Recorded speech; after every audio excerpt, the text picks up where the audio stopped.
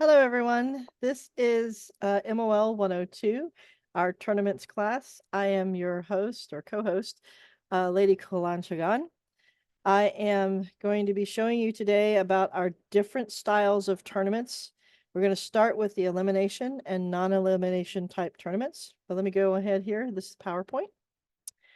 We're going to go through single elim, double elim, triple elimination, an Atlantean speed, black sword, and the odd fighter numbers and how to deal with those.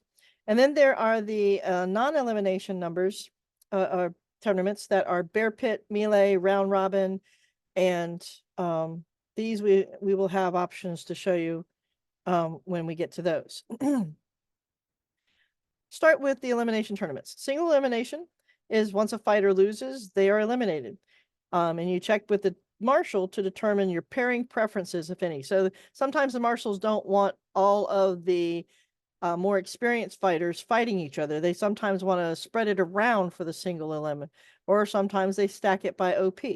So this is one of those where you definitely want to know what order they want the fight in. One of the things I'm going to share here is the form. I have a 8-man example. Okay. First, I have to get to there. Forgive me. It's going to take me just a second to pull it up because unfortunately it closed itself.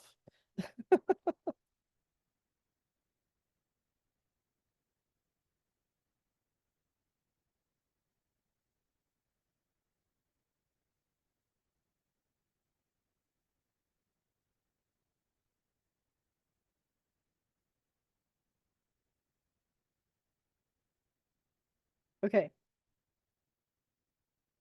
New share. This is an example, as I'm sharing to you now, of a single elimination 8-fighter single elim. This is very similar to what you would see as a black sword, and we will talk about black sword too as part of this, where they want only a single elimination. They will rank the fighters. Sometimes they'll just list the fighters 1 through 8, however they're done. And it literally, one bout, the fighter's out. So, and it goes fairly quickly. If you have there's up to a 16 or 32 version of this form on our website. So you should be able to pull whichever one you might need. If you have more than or an odd number for a single elimination tournament, because it's a single elimination, you can have challenges in. And those challenges in, if the person loses to the challenger, they're out because it's a single elimination. It does mean that the challenger will have to fight again and possibly will be fighting more than one fight at that point because they have to challenge in. But you definitely want to have an equal number of fighters. Sometimes they will allow you to have a bye so that the bye will be in. By that, it means that you place a person in like a bye fighter, as I say, and the bye fighter can either be fought as in they want it to be a destructive bye, so they'll have a stand-in person who's not really in the tournament for the purposes of the tournament, but they're just fighting the fight so that you can see if you will win or not, in which case the bye may get passed on if the person doesn't win. In other cases, if they don't care, they don't want it to be what they call a destructive bye, they just will give you a bye so you get a pass for that round. Say fighter number 4 here is the bye. Fighter 3 would just advance to the next round and fight whoever won the fight between 1 and 2. Things like this. That is how the single elim could function as far as having odd numbers and so forth, or needing to even up the pairings. I'm going to change over here. I'm going to close this one and start tab. And this is the double elim. I'm going to go back here. Can you still see where I'm looking on the screen? It shows the PowerPoint. Yes. Okay. Double elimination, you have to again check for the marshal with pairings prior to the event sometimes. You can run them on index cards or trees. The index cards are really helpful because it allows you to match them up as you need to going back out. Let me show you why you would want your index cards. Let me go back down here. This is an example of an 8-man double elimination fighter list. In the first round, you have fighter A1 and fighter, it's 1A and 1B. They will fight. So the guy's name here and 1B. They fight, and the loser for A goes into the second round in the bracket over here. The winner for A goes over here. And same with the B. So the first two rounds are kind of simple. It's like you go through, everybody fights their fight, and then they don't have to and then they get paired up again. Well, the easy thing on the second round is fighting the pairs here. However, you have to fight this one and then fight the two rounds. So round two and round two. It doesn't matter if you fight the loser side or the winner side first, but you must fight round three before you fight round four over here to the side. And the reason why is because of what they call a double crossover. Notice, if you will, that 2F, which is this little pod down here, has the loser over here. It literally crosses the field and goes to this pod and fights the winner from the two losers from round two. So whoever wins here will go in this bracket at the end. Same with the 2E. If you will notice, it crosses here and it goes from here to here.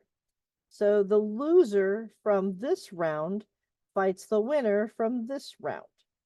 So that's the first crossover. After that's done, you then have the two winners from what the resolution of this round three here. They come all the way back over here, and if you look at the highlight, you can see where they once again they crisscross, and they crisscross back. So the first time they cross over, and then they cross back, and this pairing gets confusing to a lot of people. And it's the same process on the 16 fighter double limb. So be careful, watch your nomenclature on these forms, because the way the rounds are set, you must fight this second fight down here on the loser side before you fight the semifinals, which is round four. And because that is where you're going to get the individual to fill in this pod. So once this fights, as you can see here on the note, 3KW, which is the winner down here on this 3K pod here, must win twice. So he has to fight the 2EW person, the person who won, twice to win and move on to here. If the person up here who is 2E was the winner and he wins, then he just goes straight on forward into the next bracket here. But if this person wins, this person here, the 3KW, has to fight 2EW twice. And that's one of the biggest confusing things about our double elimination process. Now, if you'll notice at the bottom, there's also challenge ins. This is when you have more than, say, like you had 9 people or 10 people that wanted to fight, not just 8. That's not enough for a 16-man and way too many for an 8-man. So what the marshal will have you do likely is to have them challenge in. And that means that they choose any one of the fighters in the first round that they want to fight, and they give them and they fight them. And it still counts as a win or a loss for that fighter, okay? But it's how they can get into the actual tournament. But they have to do this twice to be able to win it, to get in it. And this will be one of those processes of challenging in for this page. And again, it is one of the challenges to the MOL to work out who's going to be able to fill the first round when you have uneven numbers. That's the two that I wanted to show you the most of. Let's go back to the form. It stopped. There we go. So screen share. Let me show you guys the PowerPoint again. Once a fighter loses twice, they are eliminated. That is essentially your double limb. It's supposed to count, and you're trying to keep it so that they don't fight the same person over again. However, as you notice, there is the semifinals where that one person who's from the loser side has to win twice to be able to continue on into the finals. Crown tournament pairings are by order of precedence. Now, one of the things about Crown tournament is it is a double elimination fight. But what you do is usually you have at least 16 to 32 people who have signed up on the crown list. The MOLs, and the KMOL especially, will verify their authorizations as well as their memberships and all of that information prior to the event, such that the only thing they have to do is for the consort and the fighter to walk up to the table, show that they are present, and give an ID to show who they are. And they have to sign the document that states they are willing to accept the responsibilities as king or queen, as in their role as fighter and consort. This is a kind of a legalized document because they are essentially stepping up to help run this organization for 6 months as the king and queen. That means they have to take on the duties of going to different places. And it's our obligation as the MOL to be able to provide those forms of completion. The list also is built by the heralds, the marshals, and the MOL, or KMOL at that time, or my designee.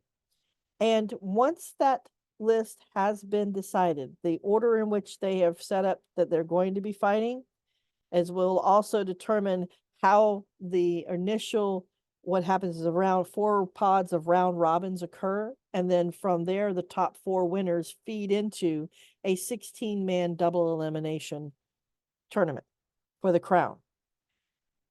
Once those pods and number of people and order of precedence has been decided, not only does the KMOL have to sign that form, so too does the marshal and the king, or king and queen currently sitting, that they accept the list as it's present. And once it's signed, it cannot be changed. So you'll have fighters who are doing the double elimination fight. They're going to be fighting in this fight that suddenly they realize, well, wait a minute, my precedence should have been before this person. Once that form has been signed and it's been agreed upon by the marshals, the MOLs, and the king, it cannot be changed. The Atlantean Speed Tournament. I got a question back on the double limb tree. Certainly. From the prior experience, what would be the cutoff? You have an 8 or a 16. So, right. So they actually have a 32 also. I know, but I'm just saying when you have in between, you could say, is it like if you have 9, 10, or 11, then you want to do challenge ends. But if you have 13, 14, or 15, you want to have buys. What works? What's the good cutoff there for when you switch from buys to challenge ends? I have found from my own experience that for a double elimination, you really don't want more than 2 buys in your tree. It is very difficult to track more than one. And when you have 2, it really become kind of difficult to even figure out who's fighting who at that point. So if you have enough to make a 16-man with maybe only 1 buy or possibly 2, i.e. 14, 15, I'd say 15 would be your best, then choose the buy. But if you have, say, 13 or 14 people, not 13 or 14, but like you have a 16-man and you've got, say, 18 or 19 people, make them fight it out. If you have anywhere between 13 and 14, and it kind of comes down to the marshal on this too, by the way, because the marshal is going to be on this conversation. The marshal may prefer to have 2 buys if you have 14 people for a 16-man. But if you have like 12 or 13, the marshal may agree to let you have those 4 people fight it out amongst themselves. Because those 4 because they want to fight in the fight to begin with, may have to, because of their precedence or what have you, may have to be able to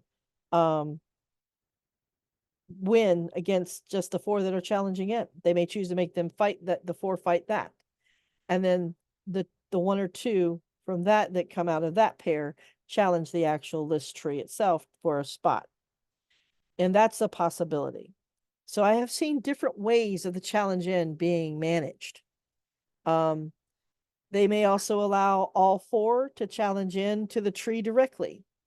If there's no real set precedence, order of precedence, sometimes they will choose it by order of precedence, such that those who are most experienced already have a place in the tree. And if you want a place in the tree, you have to challenge yourself up to the tree, basically, kind of thing. So like I said, it is really dependent upon you working with your marshal to decide what will work best for the challenge in. And as I said, for a buy, you really don't want more than one, maybe two at most, to buy into your tree. Because you realize when you look at that tree, I'm going to share my screen again over here. Pull this up. And it's not going to have the highlights this time, and of course it's going to need to be rotated. When you look at this tree, it has so many The tree's not showing. Oh, I'm sorry. Let me share. Thank you, guys. And as I said, it's not going to have the highlights anymore. But as you can see, they do have the notations on each one. So imagine, if you will, that this is instead of a 16, or maybe you had 7 people and you have a buy here on the bottom line for the D person. And that buy is going to follow for the winner, and then this person, and so forth. Or it can go the other direction. I mean, it's you have a buy essentially for this one fighter. So it turns into essentially more than one just by a double elimination. See what I'm saying? Because it's like you'll have it here on this one side where it's wherever the D is for 1D, for the winner and the loser, creates a buy on either side. So this winner will become for 2F now becomes the winner for 2F. That buy goes away. And then this 2H over here, the 1CL becomes 2H winner, and that buy over here goes away. So the one person who would be a buy right here in this block essentially becomes a person on either side of your tree, is what I'm trying to say. And it becomes very difficult because you have to eliminate them. So 2 people basically get to move along the course simple, better. If you have 2 buys, that creates even more confusion because you don't have a excuse me. If you have more than that, then you have one moving in the upper and the lower. So it just depends on where the winner and losers are going to fall out. And like I said, I really would never stick more than 1, maybe 2 at max into a tree, especially if it's an 8 fighter, no more than 1. If it's a 16 or 32, no more than 2 for a buy. The challenge ends are easier because they have to challenge for a spot in the middle of the round. So, Stephen, you have a very good question on this. But my best answer for you, unfortunately, is to basically work with your marshal to decide in that scenario, at that moment, for the number of fighters that you have, what process will work best for them. Because they may have some fighters that are kind of waffling. They're on the fence. They don't know if they're going to actually fight and whether or not they want to. So that too may affect the challenge ends. Okay. Any more questions about that? Because I mean, this is a very, very complicated particular fight. It's one of the ones that create the most headaches for many, many MOLs across the board here. So, and I respect it. So That's why I often encourage the marshals to do round robins because you can have you've got the charts for any number of fighters, and the exactly. fighter and each of the fighters gets more fights that way. So the average fighter prefers a round robin because that way They get they to know fight. they're going to get like 7 fights instead of maybe just 2. The other thing about round robin, as compared to a double elimination, is exactly as it says, elimination. The double elim is designed to eliminate out fighters as it goes.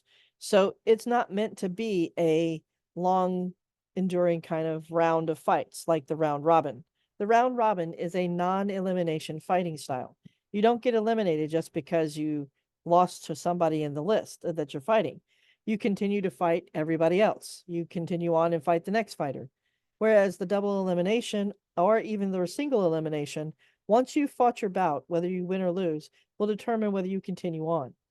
And that's why I agree with you, Stefan. It does let the fighters have more fighting, but sometimes they need to be able to just simply work out a winner. They're not looking to give a lot of fighting opportunity. They're looking at seeing who's the best prowess on the field at that time. And I know that the Titan tournaments have had a lot of the double elimination things going on with them. There's been several that have done like a round robin fight for just the general tournament, and then they do an elimination tournament for the Titan tournament kind of thing that's been going on. Let's see. I'm gonna shrink this back down. In all cases, when it comes to your fighting forms and all of your tournaments and such, you want to take your time and talk to your marshals. Your marshals are critical at being able to figure out with you what will work best for what they have planned with the number of fighters that showed up for the day.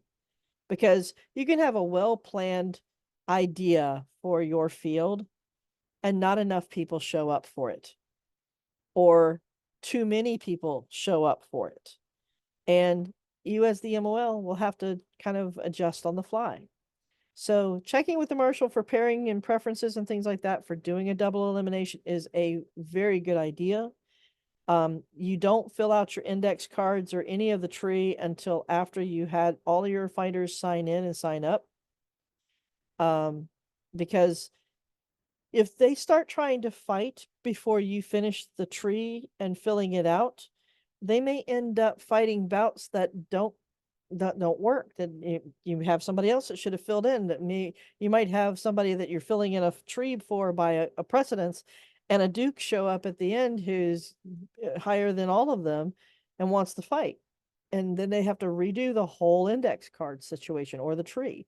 So don't let the marshals start before you have finished filling out your tree and filling out, getting people signed in, because we've had that happen before.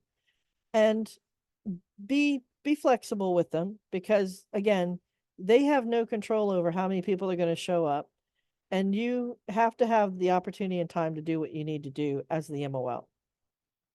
So I'm going to continue that. I'm going to go back to sharing my screen here on the PowerPoint for us so we can continue on. So do you have any more questions about the double limb? Anybody? I'm perfectly fine talking more about it because it is very complicated. The Atlantean Speed Tournament, we don't do anything as an MOL for it. It's fought on the field and ran by the marshals. The only reason we're there is to make sure that the fighters have signed in, that they're authorized to be out on that field, and maybe to take down who won. We record the winner. The marshals determine all the number of eliminations. They determine the fighter pairings and how they want to do the fighter pairings, how many fights they have to fight. So like best 2 of 3 or something like that may be how they choose to run it. But it is completely ran by the marshals on the field. There's another one that is not listed here that I want to include. It's known as an Iron Man round robin. And you might want to make notes on this one because I unfortunately did not have a slide for this one.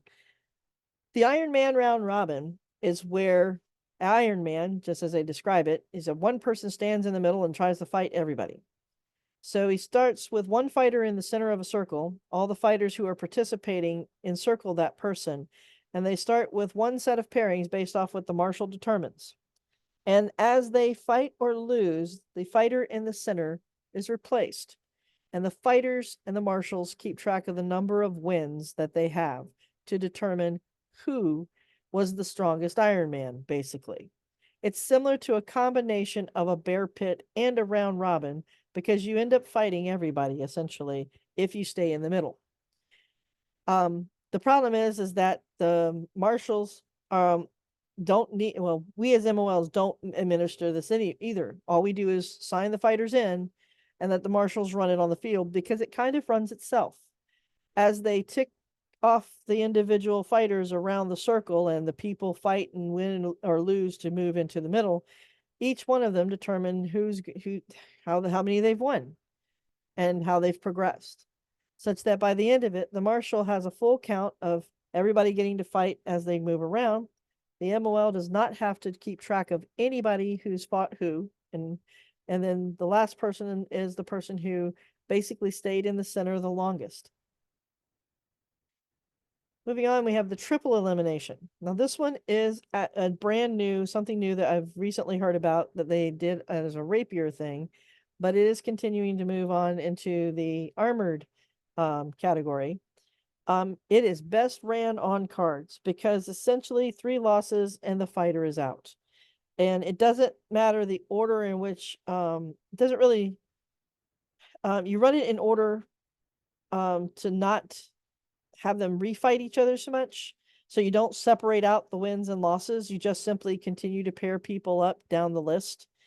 But you do track on the card who they fought so that you can kind of keep them from fighting each other too many times. The same person fighting the same person 3 times is not what you want, basically. But the triple elimination, like I said, it is all about losses. If they've got 3 losses on their card, then they are out of that tournament.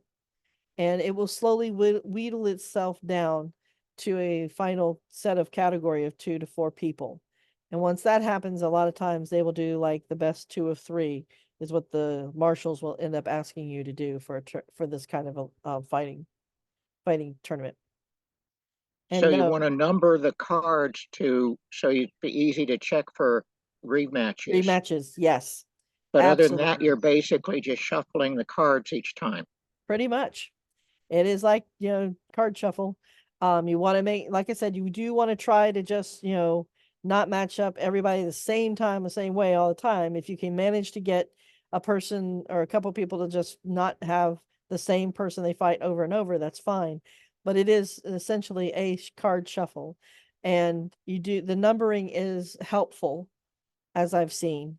But it's a matter of them tracking the number of wins and losses, and they can fight more. Like you can have like 4 or 5, 6 rounds because you can have one fighter who just basically wins often, but it will slowly wheedle out those who have lost 3 times, and you'll come down to having people about 3 or 4 people at the very least who have multiple wins and very like either 1 or 2 losses, and they are on the brink of either getting eliminated or possibly moving on. So it can become kind of really fun, especially towards the end when you have people who are close to being eliminated or something like that. The odd numbers of fighters we kind of already talked about challenging in. There are pairings prior to round 1 and 2, so they'll pair up people in some cases. Extra number of fighters should be eliminated by the end of round 2 if we have the 2 with the double and single LM. Crossover technique can be found in the handbook. Yes, dear. When they do the challenge in, that does not count toward their number of eliminations for like a double elimination, right? That depends on the marshal. The marshal may say that if they fought their person, say like they chose a Duke and a Duke fight each other, and Duke number 1 lost to Duke number 2. And they were trying to challenge in. So Duke number 2 may have been on the list initially because of his OP, but Duke number 1 just basically won against him. So he's won 1, the other guy's lost 1.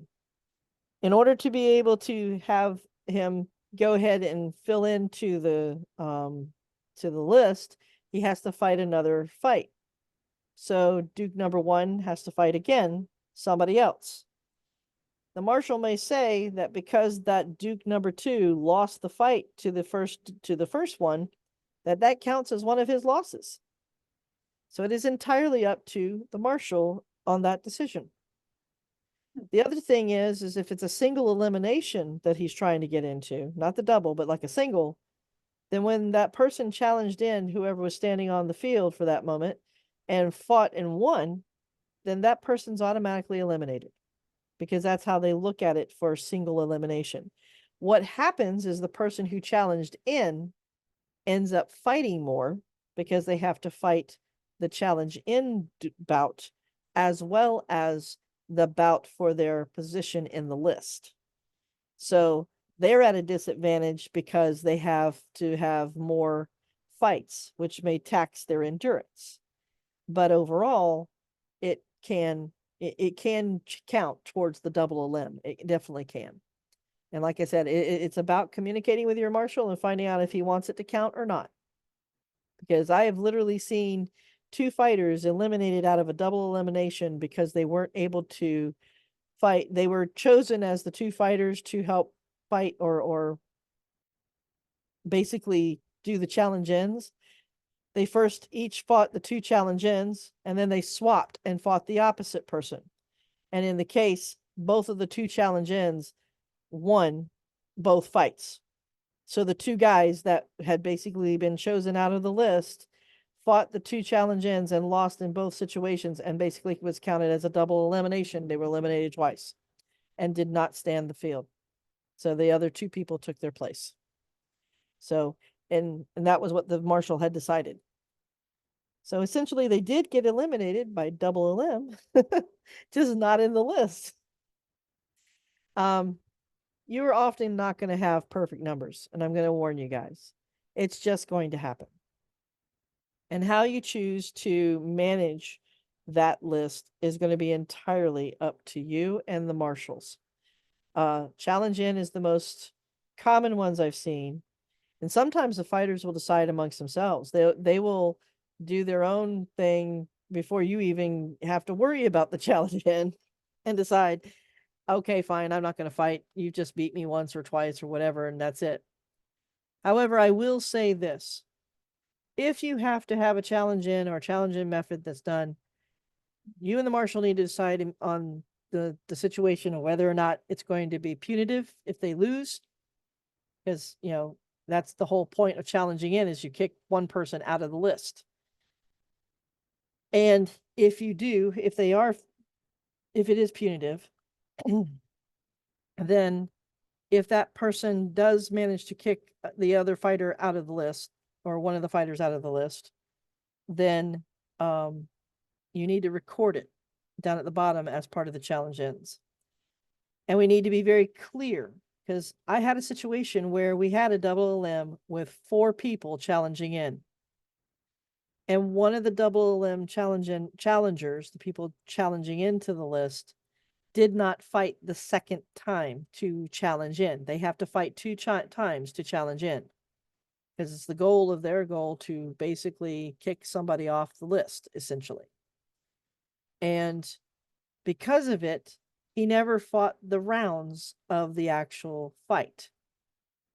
Now, mind you, the fighter was perfectly fine with it. He was okay. He was exhausted anyway from trying to do with the heat and everything. So he was fine with stepping down and bowing out. But if something happens, if you don't record it well and you don't track who's fighting who, it can create an absolute mess at the end of the fight or in the middle of the fight. Especially if you find that one of the challenge ends did not fight their 2 fights at the beginning to challenge into the list. Because either way, that person who is challenging in either has to win twice, or excuse me, win enough to kick somebody out of their spot, is what happens.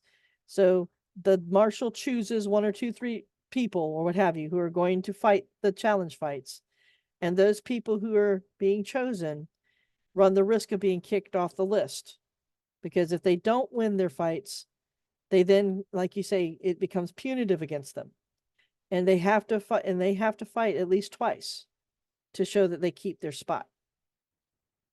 So it becomes a very big question or challenge when it comes down to these kinds of challenges in.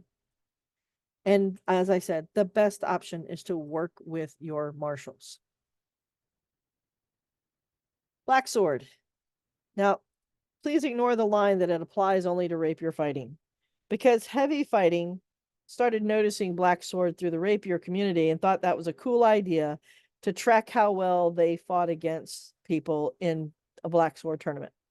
The whole purpose of black sword is to kind of basically keep a ranking of how many wins and losses through the year a fighter has in whenever they fight the black sword tournaments. So each black sword tournament, there is a person in the SCA. I don't know who the designee is this year. I've got to find that out. Gets the report back.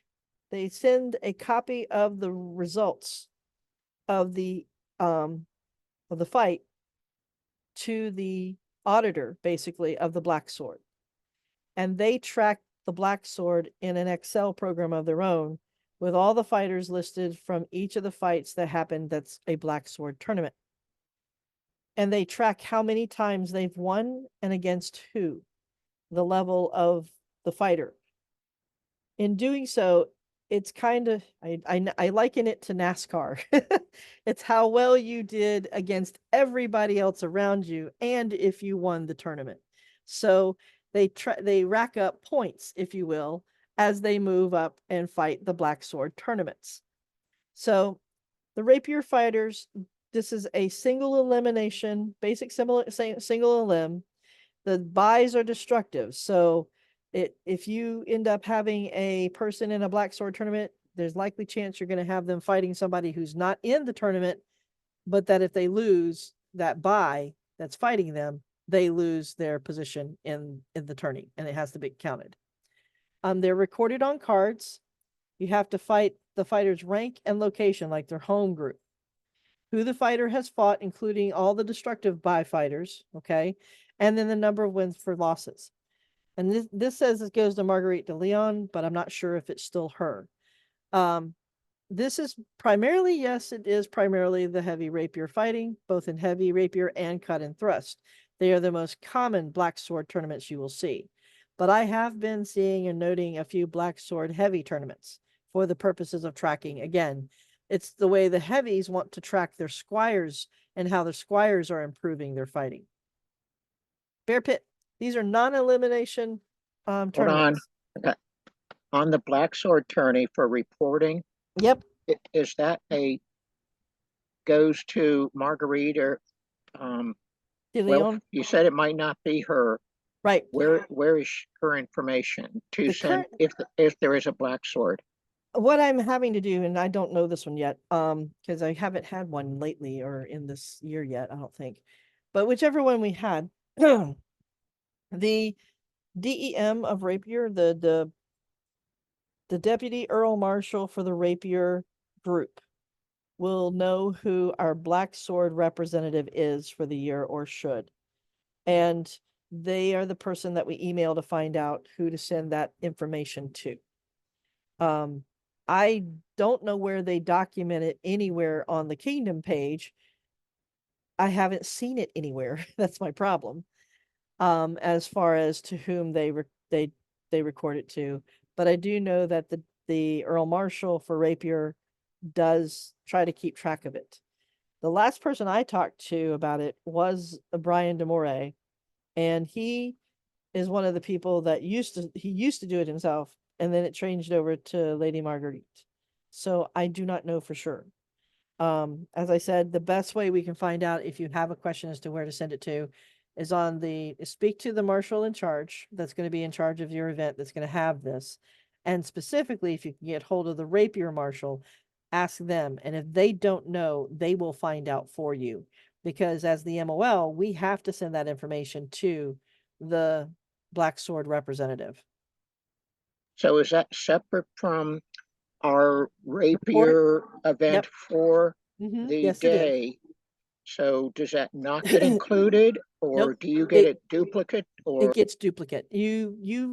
What happens with the black sword paperwork? It's just like a regular tournament. And say like you have an 8-man black sword tourney, right? Like I showed you the 8-man single elim. You fill out one of the forms of the tournament. documenting as they go along who they fought, if there were any destructive buys and so forth. And then that form gets included with your rapier packet that you upload to your report. And then another copy of that just that form gets sent to the representative. You don't have to send them the whole rapier report for like the event. You just need to send them that black sword information and document on it, maybe like a face sheet or something, that it's, if you want to send them that report form of who you are, so they know who the MOL was. Okay, but as far as our rapier report to you for the day, do we just say there was a black sword tourney and this one won, or what do you need to know about it? For me, on the report, you will see in the report forms, let me go over to it right quick. I'm going to share a new screen. Let me first get it pulled up and then I'll share that screen. Thank you guys.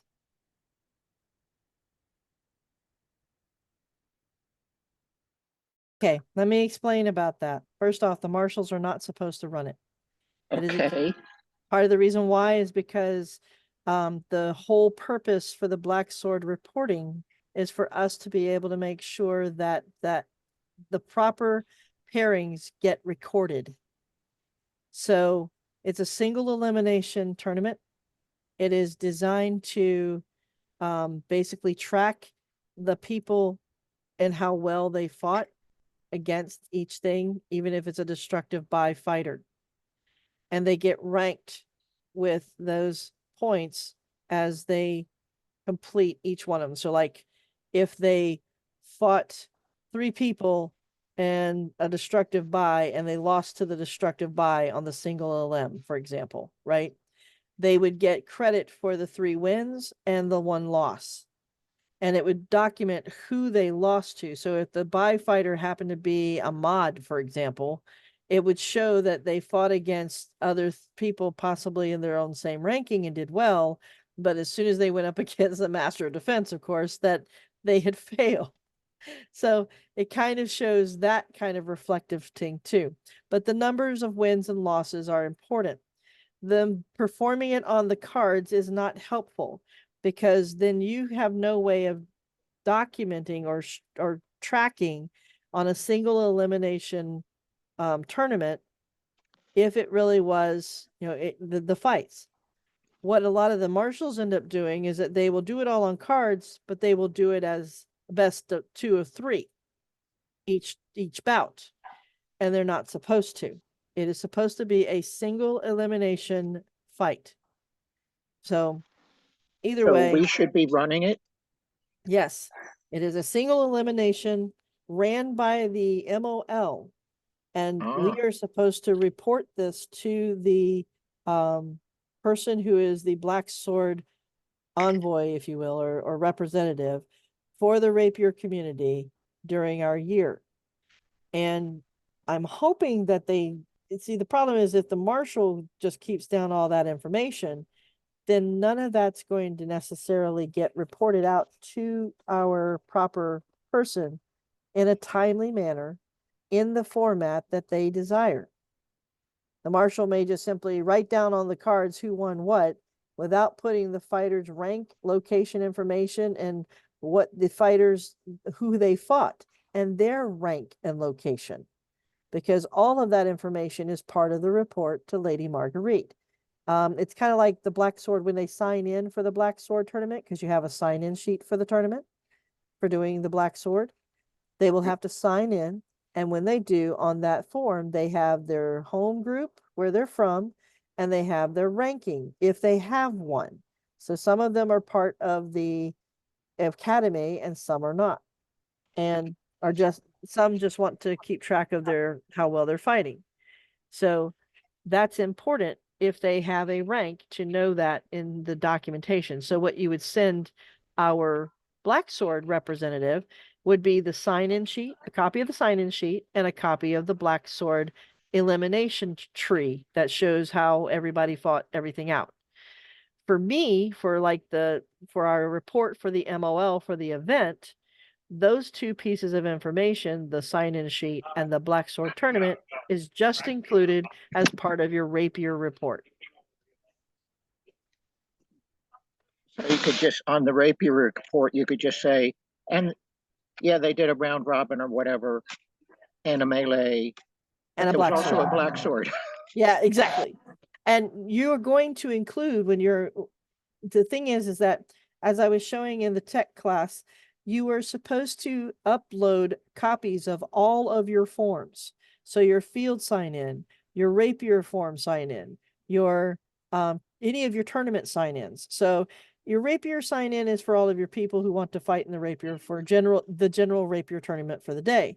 But if you have something special like a black sword, you're going to want a separate rapier sign in for that, because not everybody's going to want to participate in the black sword. So you will have a separate sign-in sheet for the black sword. And just like with the heavy, you're going to have a separate sign-in for your heavy field and so forth. And then behind that paperwork, you're going to have the trees, whatever you used. If there was a round robin, you have your round robin form for the general tournament. And then for the black sword, you have your single elimination form. And you'll document on there who paired up with who, and you'll already have the fighter rank and location on the sign-in form for the black sword, so you don't have to put that on the tree. Okay. Did any other questions on it? No, I think that's Okay. for now. No Thank worries. you. I just know that the marshals try to go and do a lot of stuff that they're really not supposed to. There are only two fighter tournament styles that marshals are allowed to actually run without an MOL, and that is the Atlantean Speed Tournament and the Iron Man Round Robin. That's it. Everything else is supposed to have an MOL managing the list. Bear pits. We're getting into the non-elimination type ones now, non-elimination tournaments. These are tournaments that you can continue fighting in all day long, and what will determine the winner at the end is either the number of wins that they've accumulated. Okay, so getting into the non-elimination tournaments, we have bear pit, round robins, and so forth like that, and Bedford points. The marshal determines the points for a bear pit. The wins, losses, double kills.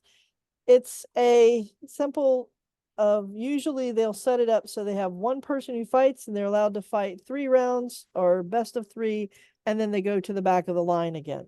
This way, everybody gets to fight some. And they can count the number of wins. If they won all 3 bouts and they're done, then the next person takes their spot and they go to the back of the line. Or they did the best 2 of 3 and then they go to the back of the line. However, fighters face off on 1-to-1. The fighter gets a number from the MOL staff. So yes, we do give them a number. They get put on the bear put list as 1 through 20 something, however it may be. And then the losing fighters are supposed to report to the MOL. So the loser fighters report, but in the past, what we've done is change that up, because the winners, if they don't report to you, they don't get their wins recorded. So we've started having it the other way around so that the winners have to report to you. And that way you know how many wins they have. Because they could have won 3 in the middle and then they're now going to the back of the line so that you can record how many wins they have. But in the end, you tally up all the points at the end, and the one with the most points wins the bear pit. And it can last as long as the marshal desires. So many rounds, however many they want. Melee combat, it's the staff signs and the fighters, the registers, the teams. Melees are these huge fights of multiple people. They are kind of like a bridge fight where they have one group on one side of a designated area and one on another designated area, and they have to sign up for their teams and what teams they're registered with. We still complete authorization paperwork. And they say if needed. This is usually sometimes something they may do at a practice. So you may not need to register a team if it's part of just a practice. But as for authorization paperwork, if they are doing any kind of authorizations for a melee, we will need that paperwork done. A lot of times, like I said, at a practice, they'll try to do this. But But generally, it's a fighting scenario, and this entire thing is handled by the marshals because we have no way of knowing what teams are going to be doing what. So, in the terms of tournaments, the marshals handle the Atlantean Speed tournament and the Iron Man round robin tournament. In the matter of melees, the marshals handle the scenarios. We can help them by tracking the scenario if they need us. We can work out how best we can record what teams did what, or what points what team got for different things. But melee is a complete group activity that we don't manage. Now, in one more thing about melees, if you have a melee occur at your event, say like you're doing the table at one of the Sacred Stone Burial Birthday and they want to do a bridge melee, you can record that as part of what happened at the event for that day. There won't necessarily be any kind of form to fill out, but you'll be able to document it on your report, on that little report form. Melee occurred, team so-and-so won. You can put that into the comments. And that way you can document that, yes, a melee did occur. And sometimes the fighter sign in, of course, you're going to have the fighter sign in on the general fighter sign in form. But sometimes the marshals will want the fighters who are going to be participating in the melee to sign in on their fighter sign in for the melee. And they may actually want two sign in forms, one for like team A, one for team B, so that they have the groups sign in so they can see if they've got equal numbers or what have you, of who's going to be fighting on what. It just depends on what the marshal decides when working with you to create the melee scenario.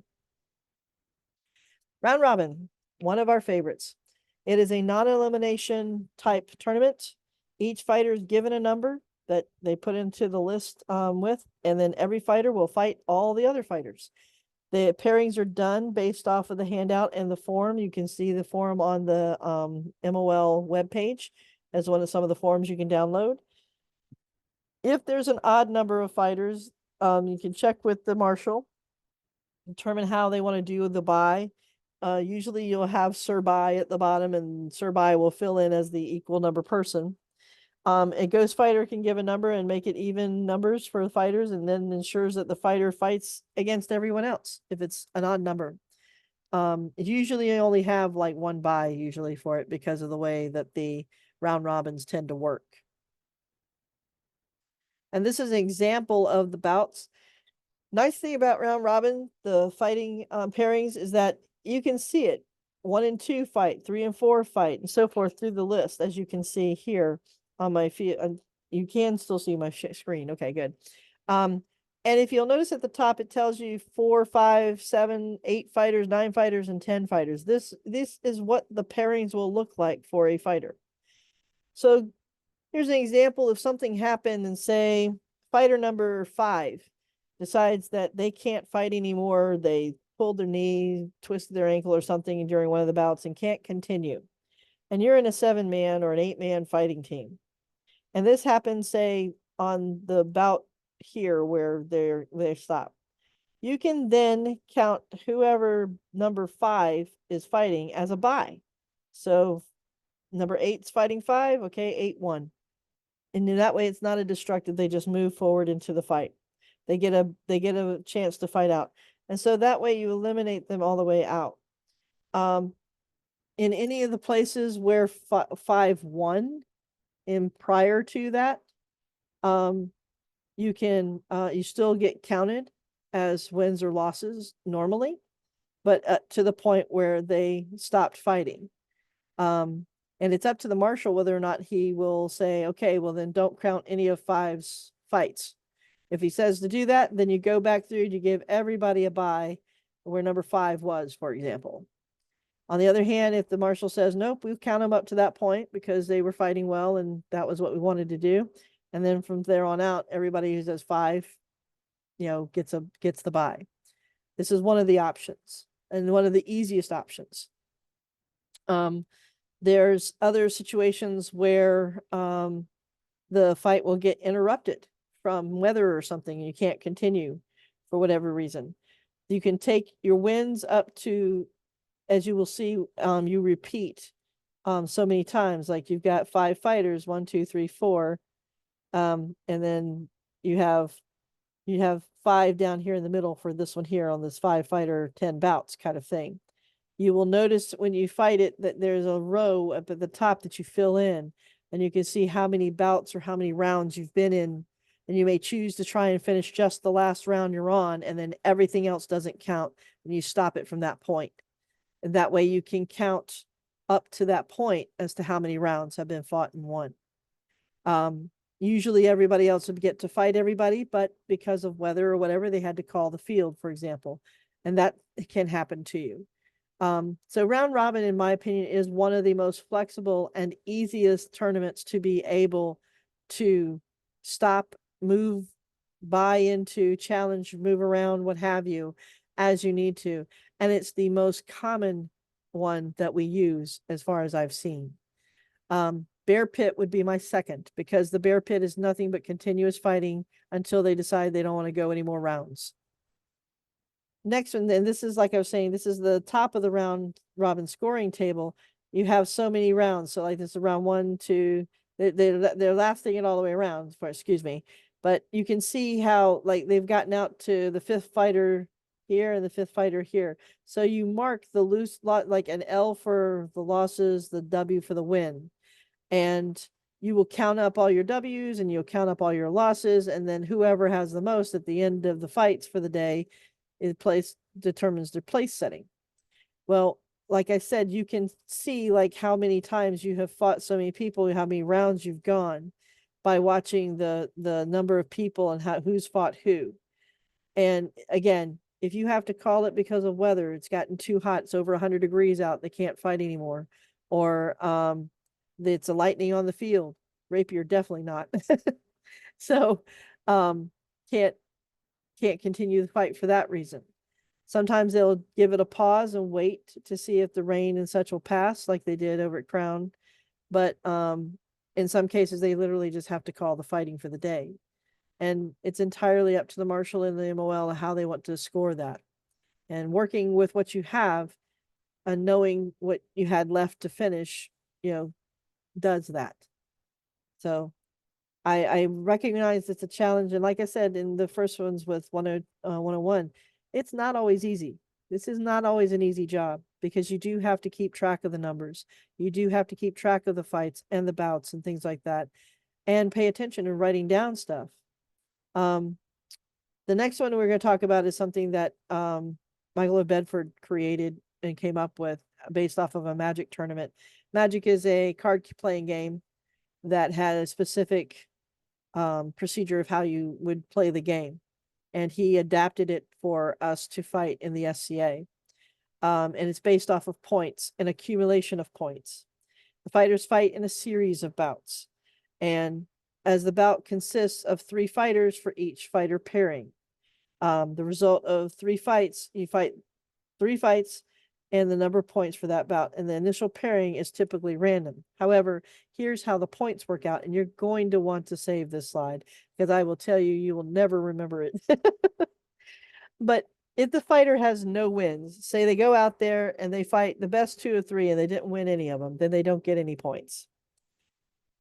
If they goes out there and they fight 3 fights and they win 1 fight, then they get the 3 points. And then of course the other person would get the 2 wins and get the 7 points, because each bout is worth 10 points. And then of course in the first scenario where the person didn't win any of the 3 fights, but the other person won all 3, then they get 10 points. And any double kills. So like you fight the first round with this person and you double kill each other, and they each get 5 points. So in the process of calculating up these points, and I'm going to show you this form if I can pull it up. Pause the sharing for a moment.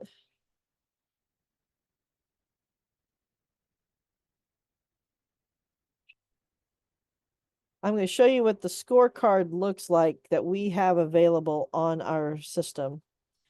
And don't get daunted by this, because it's really meant to be 3 little cards or 5 little cards that you cut individual people onto, or you can write individuals' names onto. Now I'm going to share my screen again. This is what the Bedford Points scorecard looks like. You have their name up at the top and the rounds that they fought. And each of the rounds consists of 3 bouts.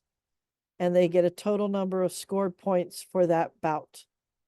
And as they continue going on, this one only allows for 8 rounds. I've seen it go as many as 10 to 12 rounds. And they continue calculating up the number of points for each person in each round as it goes. So, and it gives you a little bit of scores down here at the bottom. That if there was a tie, it's 5, basically a double kill. If you won 2 of the 3, you get 10. If someone won 2 and then one of the other one won, and you lost 1, you get 7, and same vice versa. It's based off of wins and losses, wins and losses. So it's got the scoring at the bottom of this little thing, so you don't have to write everything down as long as you understand what the little nomenclature means. At the end, A little scoring thing here. If, since it's 2 out of 3, if fighter wins 1 fight, yep, and then you have a double kill the next fight, yep, how many points do they get? that's okay. The tie or the double kill is for the whole bout, not for just 1 round. Okay, so if a fighter wins 1 fight, and then the next one is a double kill, Yep. then do they fight a 3rd round? And they fight a 3rd round. And Okay. it's crazy. And if they do a double kill again on the 3rd round, they both still get 5 points. So they can actually rack up more than 10 in certain scenarios. And we told this we've talked about this about Bedford Points. So in those situations, it depends on what the marshal wants to give them. Because the ties with the double kills are supposed to kind of be like the best 2 of 3. So technically the 2 ties are the best 2 out of the 3. So you wouldn't necessarily count that first round that gave the other person the 1 point. So they'd still each only get 10 points for the round.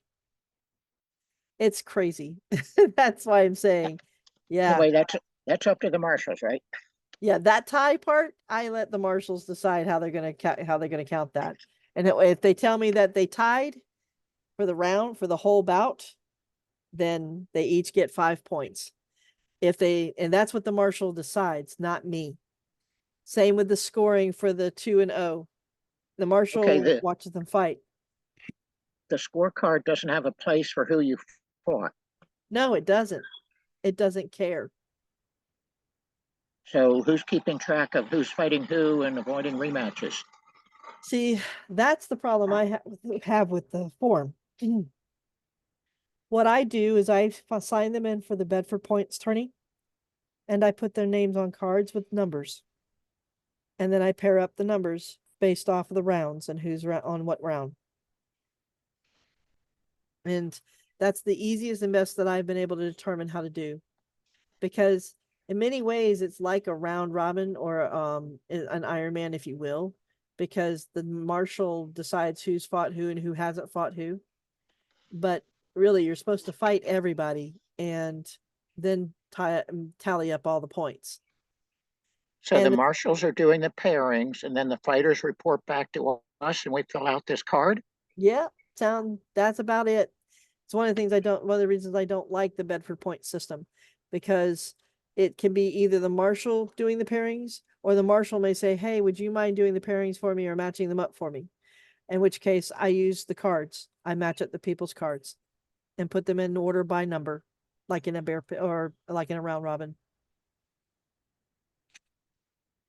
Now, okay. Yeah, I know it's one of the worst ones. I agree with you, Stephen. And the other thing about this is that the pairings, they also try to do, because it's a points system, Bedford points system, that as they gain in points, those who have more points are supposed to pair up with those who have more points, and those who have less points fight those who have less points. That's part of why the rounds are kind of blank, is the way they do the pairings. So everybody who was like, they first started out like kind of OP or ranking based off of scarves and that kind of thing. And then those people pair up, they fight their first 3-fight bout. The people who got the most points go up against each other who had the most points from the first round. And then the people who had the least amounts of points are paired up against each other. Is how it ended up being told to me is the best way for their pairings, which is why the marshals know how to pair them up without having to write down the numbers. Is they base it off of the number of points on the card. Because That implies the marshals have the cards if they are keeping a running total of who has the most points. we hand the cards back to them with their points on them. Okay. Yep. That's why, see how this looks like it's meant to be cut out, like it's an index card kind of thing and printed? That's what this sheet is supposed to kind of mimic. But it also gave you your points and such. So, but there, and I have to say this to be totally honest with you, Stephen. I have had the Bedford point system handed in my lap and told me to manage the pairings and just they'll keep track of the points and tell me the points. Or I've had the fighters, the marshal on the field say, I've got the pairings and I'll tell you who won or what the points are for each round. And they've done that. So I find that when the marshals run this particular Bedford points thing, it tends to work out more smoothly because they are keeping track as to who's won the most and who's going to be paired up with who because of that. Because they'll know by like the second or third round who has the most points because they'll either have somewhere in the neighborhood of 27, possibly 30 points, while others have only 3 or 4. So, or 3 or 5 or something like that. You're So welcome. it is very, very frustrating to me to run a Bedford point system, in my own opinion. But yeah. So here's what they say. They pair the fighters so that the first place fighter fights the second, third fights the fourth, fifth, and so on. The MIC or MOL has the ability to shift pairings as needed so the same 2 fighters are not constantly fighting or to shake up the order. Okay. Do the initial bouts. They order and sort the fighters from the highest to the lowest scores. And then you pair the fighters so that the first place fights second and so forth and so on. So that you keep the ones with the most points fighting each other and so forth. But we do, like they say down at the bottom, the MIC and the MOL, they shift those pairings around because we don't want them constantly fighting the same 2 people or same 3 people or whatever. We want them to have some other challenges in and stuff for those or other fighters to fight up and shake up that order. But otherwise, it is basically a fairly simple record who wins the number of points on the little card thing. Odd fighters for round robins, we were talking about using buys and giving a buy or ghost fighter a number to keep the cards straight because cards work well using round robin. And other than that, that's our questions for the day. Anybody have any thoughts, ideas? And Steph and I really appreciate your questions. They are very much so the kind of things that we need to have questioning on how to run these different tournaments. Now, I'm going to show you guys also. I'm going to share. I'm going to stop sharing for a moment. Pull something up. Okay, so from the Minister of the List page, we're going to go to 4 MOLs and publications and the MOL handbook. Now, I wanted to show this to you because the MOL handbook in the very back of it discusses and shows various forms of fighting styles or fighting tournaments. Oh, gracious, it's already up there. Talks about buys, challenges in, and so forth. And then it talks about for larger groups, Swiss 5 tournament kind of thing. Let me see if I can do that. Okay. So it's a variant on the round robin. And what happens is We're not seeing you're the not seeing it. Let me share it. handbook. Start sharing.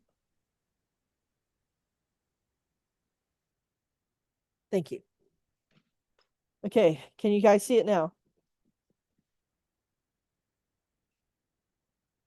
Can you see the page now? She's asking. Yes, Okay. So underneath the round robins and some of the examples of tournament trees that are available, they talk about larger groups. You have a hand up too. Okay, who's Any the luck? question? Do you have a question? Yeah, if you can write out the order of who fights who on a round robin, why would you need rounds and why would you need buys? Because if you have more than, so say like you have 7 people on a round robin, the 7th person is not going to have somebody to fight for the first round. Essentially, they will be waiting to fight somebody else and waiting. So they will have what's known as a buy. And it helps the list, helps the marshal as you hand them, because you hand them a card with like fighter 1 and 2, 3 and 4, so on and so forth down the list to number 7. So in the first round, number 7 gets the buy. Next time around, you work your way up through the list so that every fighter gets a moment to sit out of the round. Otherwise, think you that missed it. 7th person ends up having less fights overall, or everybody ends up fighting him. He ends up fighting everybody all in the end, is one of the problems that you run into. So Wait, no, I think you misunderstood my question. If you can write out ahead of time all the orders of fights, you wouldn't even have rounds. you don't, well, it's not really a round per se. It's just, it's a group. It's each pairing comes on deck, and you can see that as part of the page. Okay. What you want to do is keep track of, you'll see when you've worked your way through one whole line of everybody fighting each other for that one first time, and then the next time, and so forth. So it does work its way into actually looking like a round, because you will come to the end of where everybody has already fought everybody. The odd numbers tend to create problems, though, in any of your pairings, because it's not a pair. And so a lot of times the marshals like to be able to have an even number of pairs available to call out. Now, yes, you already have the round robins written out for you. They are already documented at the end of on the bottom of the form. And there are some pairings for odd numbers outs, like a 5 or a 7. But once you get bigger than a 10, you don't tend to have that option to be able to see. And it's more homogeneous and easier to track for you to know who's fighting who and how to match up the cards for the next grouping if you have an even number of people. And so that's why you end up having a buy kind of float through a round robin. But you almost never have more than one unless someone bows out. So what happens if somebody twists their ankle, like I said earlier, in the middle of one of their fights and has to bow out? That now makes one of your 8, for example, a 7. So to make that easier to track, if you're already in the middle of doing the round robin for 8, you basically just eliminate that person out of the list, and whenever the next people come up that would normally fight that person, they just basically get a bye, basically, in that situation where they don't have to fight somebody. And it helps you to manage situations that occur without having to try and recreate the whole thing. And I know that for many of our marshals, it helps them to have a consistent matching and pairing of the cards. They can just simply grab the cards from you, call out who's going to be up next, and you're fine. And there really isn't, and as you point out, there really isn't a round per se, but like I said, you can kind of track and see when you've completed each set of pairings for one whole set, and then are going on to do it again. Does that help with your question? No, I don't think you're really understanding my point. You're asking why have a buy at all in a round robin? Yeah, I'm trying to tell you that for the marshals, they like even numbers, especially having even paired cards. It helps them to be able to track who's going to be coming up next on deck. And if you have oddball numbers or odd numbers, some situations like the round robin sheet has some odd numbers pairings, like for the group of a 5 round robin or a 7 round robin. But it is not always easy to track once you get larger than 10 people for a round robin. And to help make this easier, not only for the MOL to track, but also the marshals, we make it an even number and use the buy to help be able to track that everybody has managed to fight everybody that round. That each of the fights have Okay, happened so- for that round. Because I have another form that shows you where there's actually rounds for round robin. Let me see if I can pull it up for you.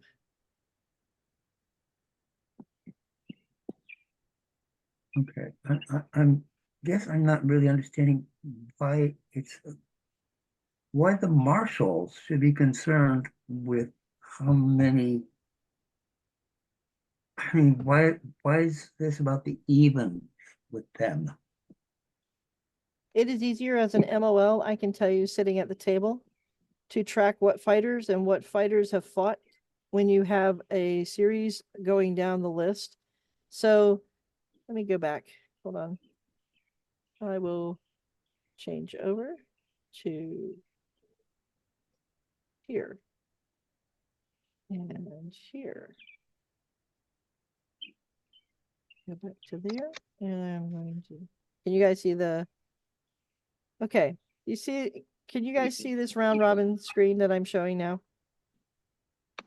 No, we're still. We're still looking at the 2 pages of text. Okay, it says it's telling me I'm still sharing my screen. So here we go.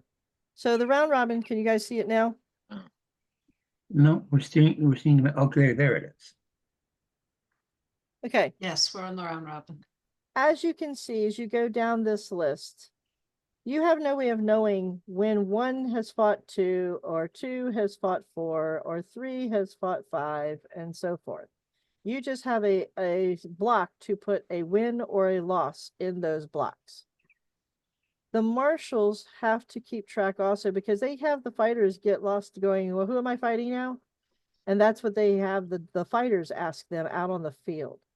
So they rely on us to help them keep this pairing situation straight.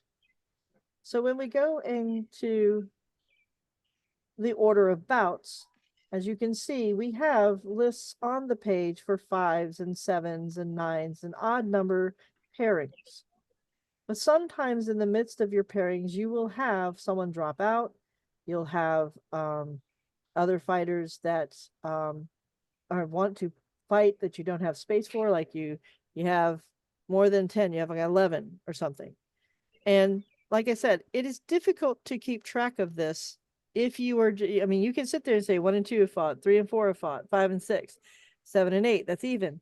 Well, now you're going on, and if you will notice 1 and 2, 3 and 4, 5 and 6, 7 hasn't fought anywhere in that first 3 fights. And you're starting back over with 1 again. 7 doesn't get to fight until all the way down here, almost 1, 2, 3, 4, 5 bouts in, or 5 fights in.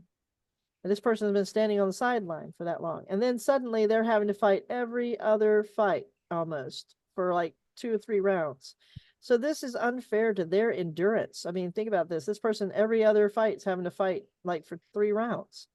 So to make it paired easier, I mean, we try very hard to not make it too difficult. I mean, even like here for the 4 and 4 and 6 and 6, 2 then sits out till all the way down here.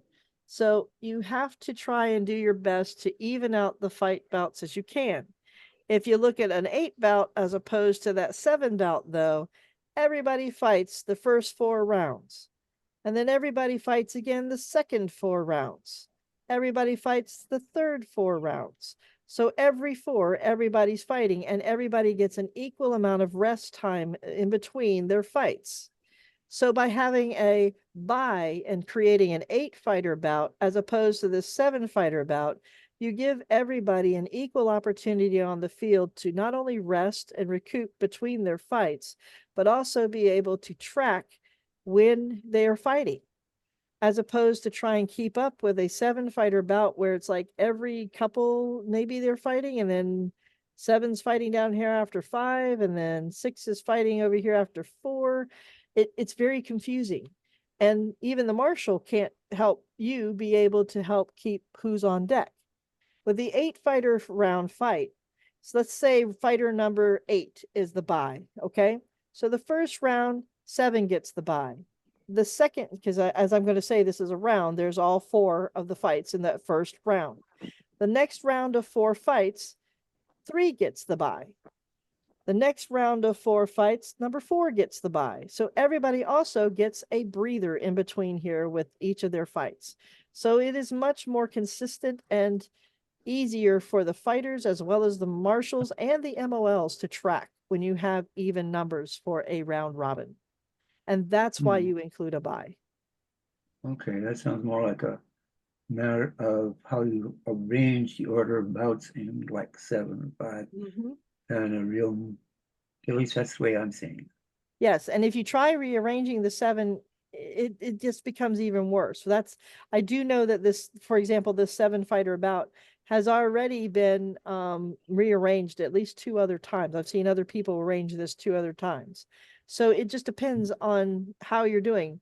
If you're going from like 1 and 2 to 1 and 7, 1 and 1's fighting twice, 3 and fighting twice, and if you're going back and forth. If you try going down the list like you are again, like you're not having even spacing between the fighters and the bouts. So it's kind of an unequal opportunity of endurance, if you will. Good. It looks pretty nice, doesn't it? Huh? Yeah. I'm sorry. I didn't hear. No worry. Don't worry. But like if you look here on the 5, if you look at the 5-fighter bout, it's a little bit easier to see it, but 4 is fighting back to back, and then 5's fighting back to back. Gotcha. So yeah. I can tell you the reason for 5 fighters that nobody's fighting back to back. And that's not easy to do. Even if you 1 move the and 2 and the 2, 3 up. 3 and 4, 2 and 5, 1 and 3, 4 and 5, 2 and 3, 1 and 4, Absolutely agree with 3 you. and 5. But you also Yeah. don't want to have repetition. And again, it's up to, these are different pairings that we have available to people to do. A lot of times I will tell you though that between just keeping it straight, a lot of many MOLs, it works well for us to not have to think about the pairings, because in this case, I don't have to think about the pairings being even. From bout 1, 2, and 3, those first 3, I know that everybody in the fight has already fought. In this first fight here with here, and I agree with you, like doing the 2 and the 5 and moving it up like that. Well, 1 and 2, then you have 2 and 5 up here after 3 and 4. Yes, you're still every other. It breaks it up a little. And by the first third, they've all fought. But some of them have fought twice at that point. So it's going to happen when you have odd number fighters too. And that's the other thing. So it really is dependent upon how the person who is at the table really feels more comfortable working with the numbers. And our layout for the bouts, really, we try our best to make it as functional for you. There is another round robin form that we have on the site, which I was going to try and show you guys, which I think is a little better. Let's see here. I'm probably going to stop sharing here for just a sec.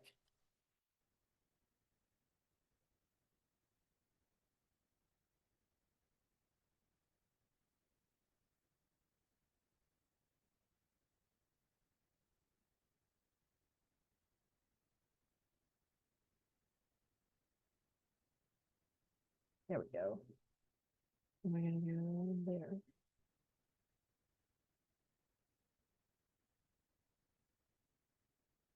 And it is a newer version of the round robin paperwork here on the site.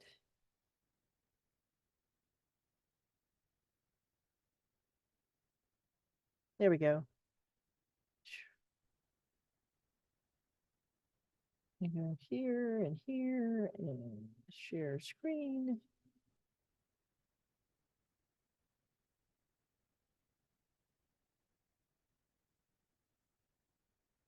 this is the form that's the newer form available on the website for the MOLs. It's the new round robin form. And if you notice at the bottom, it has the winner listed along with who the MOLs and the MIC was participating in the tournament for that day. Up at the top, it shows who the fighters were for each of the numbers. But at the bottom is where it shows you how the pairings go for the different fighters. So you have round 1 for 12 fighters. And this is only an even number fighter page. So this is why I was talking in terms of rounds, because this is how it kind of plays out, is that you have, say for that 8 fighter display we were talking about, you have 8 fighters, your first round, here's your first round. Then you have your second round, and then you have your third round. And in terms of rounds, that's also what the marshal's thinking about too, because they're counting how many rounds they have to go to do the full tournament. So this helps to demonstrate the number and how your rounds are broken down. And like I said, if you have a fighter in the middle of, say, your tourney right here that has a problem or injury or something like that, and they have to bow out, you can then see who are the remaining people that are going to face off with that fighter and how they may have to not where they get the bye for that fighter, for example. Or in the case of the person who is a bye, like Sir Bye being number 8, for example, in a 7-man tourney, you can see who actually is going to get the bye each round and tell them so they are prepared that they don't have to be standing on deck at any point in time for that round. And this is how we're tracking rounds as far as I was describing. So this is the form I oftentimes will see and use simply because it also documents who the winner is and who the marshal was in charge. So that's where I am. I hope that helps everyone. Do you have any other questions?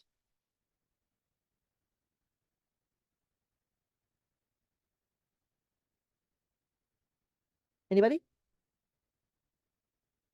Because I think we have managed to get through the demonstration there.